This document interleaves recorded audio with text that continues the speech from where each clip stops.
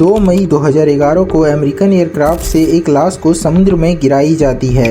ये लाश किसी और की नहीं बल्कि ओसामा बिन लादेन की थी, जिसे अमेरिका 10 सालों से ढूंढ रहा था। ये लाश उस इंसान की थी जिसने हजारों अमेरिकन को रुलाया था। ओसामा 10 सालों से सभी न्यूज की हेडलाइन बना हुआ था। उसे ढूंढने के लिए अमेरिका ने करोड़ों रुपए खर्च कर दिए थे। फिर आखिर अमेरिका ने उसे दफनाने के लिए समुद्र ही क्यों चुना, और जब उसकी लाश समुद्र में फेंकी जा रही थी तब नमाज क्यों पढ़ा गया? इसके पीछे 3 प्रमुख कारण थे।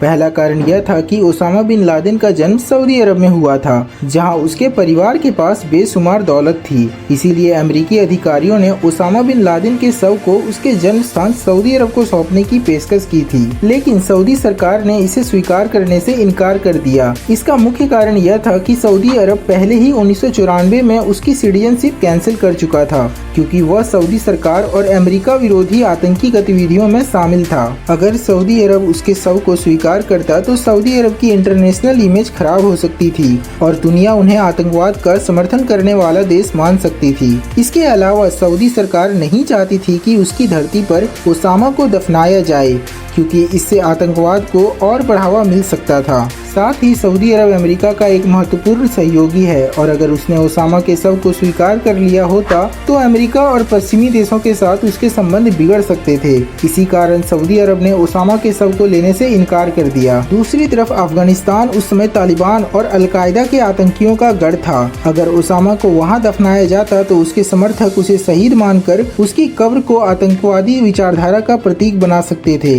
इससे अफगानिस्तान में उग्रवाद और भी ज्यादा बढ़ सकता था। कुछ लोग यह भी मान सकते हैं कि ओसामा को पाकिस्तान में ही क्यों नहीं दफनाया गया। इसका मुख्य कारण यह था कि अमेरिका को संदेह था कि पाकिस्तानी सरकार ओसामा से मिली हुई थी, क्योंकि वह सालों से पाकिस्तान में रह रहा था, लेकिन पाकिस्तान ने इसकी जानकारी अमेरिका से छुपाए रखी। हम मुजाहिदीन लाए पूरी दुनिया से, हमने तालिबान को ट्रेन किया, उन्हें वेपन्स दिए, उनको अंदर भेजा।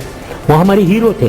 ठीक है, ये जो हक्कानी है हीरो है हमारा जी, ठीक है, तीस का हीरो है, बिल्कुल है। ओसामा बिन लादेन हमारा हीरो था। अगर अमेरिका ओसामा के शव को पाकिस्तान को सौंपता तो पाकिस्तान इसका इस्तेमाल अपने नागरिकों को भड़काने और उन्हें आतंकवाद की तरफ धकेलने के लिए कर सकता था। दूसरा रीजन इस्लाम था। इस्लामी कानून के अनुसार अगर कोई व्यक्ति समुद्र में मर जाता है और जल्द ही शव को जमीन तक ले जाना संभव नहीं होता है, तो शव को इस्लामी रीति रिवाज के अनुसार तैयार करके समुद्र में डुबो दिया जाता था। इसके लिए कुछ रीति रिवाजों को फॉलो किया जाता था, जैसे कि शव को इस्लामी तरीके से स्नान करवाने के बाद कफन में लपेटा जाता था और फिर जनाजा की नमाज पढ़ी जाती थी, जिसके बाद शव को भारी पत्थर या लोहे के टुकड़े के साथ बांध दिया जाता था ताकि वह समुद्र में डूब जाए और सतह पर न आए।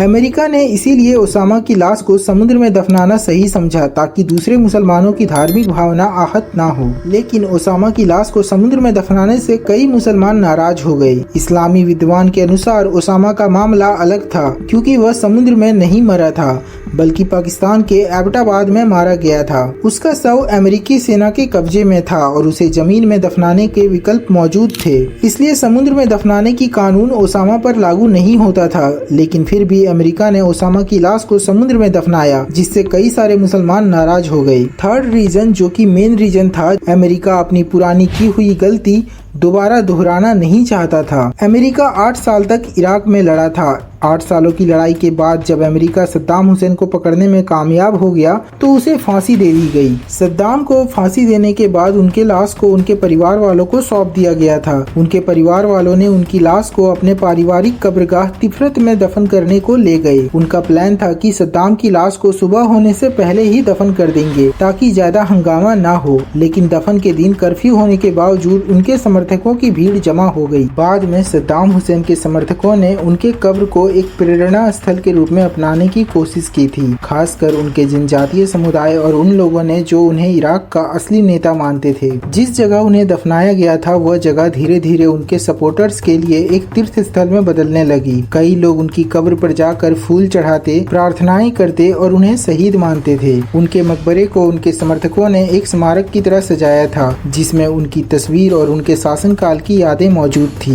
और यही डर अमेरिका के मन में था। वे फिर से एक ऐसी जगह नहीं बनाना चाहते थे जो आतंकवादियों के लिए प्रेरणा स्थल बन जाए। इसीलिए 2 मई 2011 को जब पाकिस्तान के एबटाबाद में ओसामा की मौत अमेरिकन सील्स के हाथों हुई तो उन्हें तुरंत एबटाबाद से उठाकर अमेरिकन एयरक्राफ्ट कैरियर पर लेकर आया गया, जो कि अरेबियन सी में खड़ी थी, जहां उसे पहले नहलाया गया, फिर सफेद कफन में लपेट दिया गया और जनाजे की नमाज पढ़ी गई। नमाज के बाद उसे भारी चीजों से बांधकर समुद्र में डाल दिया गया। समुद्र के किस हिस्से में उसकी लाश फेंकी गई थी, इसे आज तक अमेरिका ने गुप्त रखा है।